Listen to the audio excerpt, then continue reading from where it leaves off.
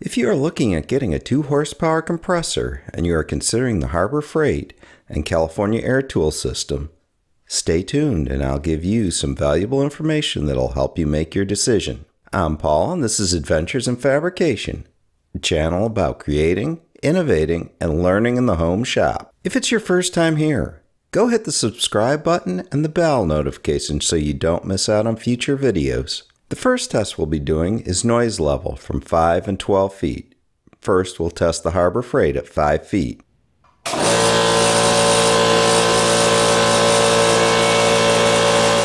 Let's call that 94 dB. Now let's test California Air Tools compressor.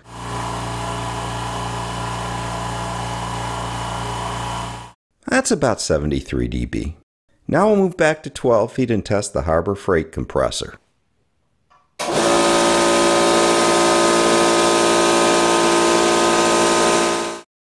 That's about 91 dB. Now the California Air Tools system.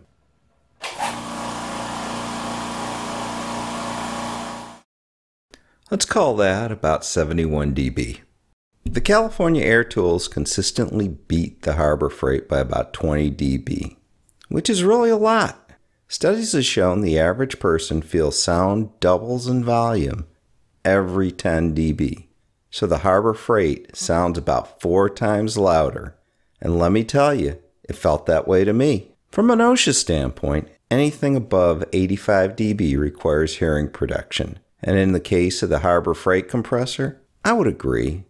However, with the California Air Tools, I feel that I could easily work all day without any hearing protection.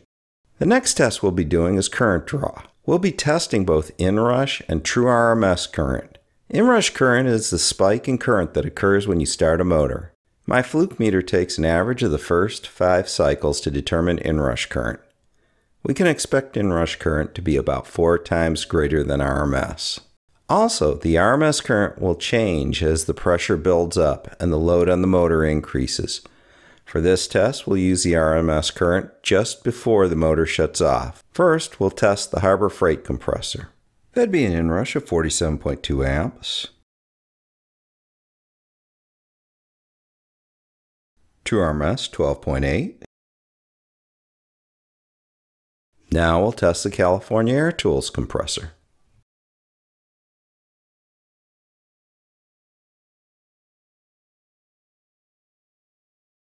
And that would be an inrush of 46.8 amps. True RMS current 13.6 amps. As you can see, they have similar inrush currents. However, the RMS currents are significantly different.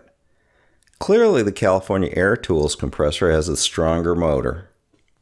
Now we'll test to see how they perform as a system by comparing how long it takes them to fill an empty tank. You'll need to keep in mind that the Harbor Freight has an 8-gallon tank and the California Air Tools has a 10-gallon tank. We'll test the Harbor Freight's compressor first.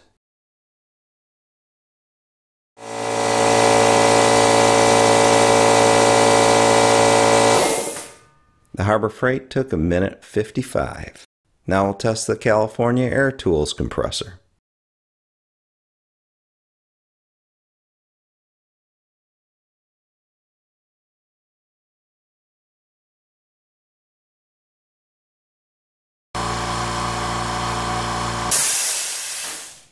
Let's call that 1:35. The California Air Tools is a clear winner. If you look at it on a per gallon basis, the Harbor Freight takes about 50% longer per gallon than the California Air Tools. In summary, clearly the California Air Tools is the technically superior compressor. However, that does come at a price. It is 3 times more expensive.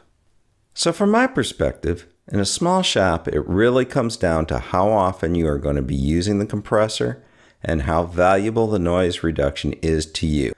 You can always move up to the next size Harbor Freight if performance is the issue.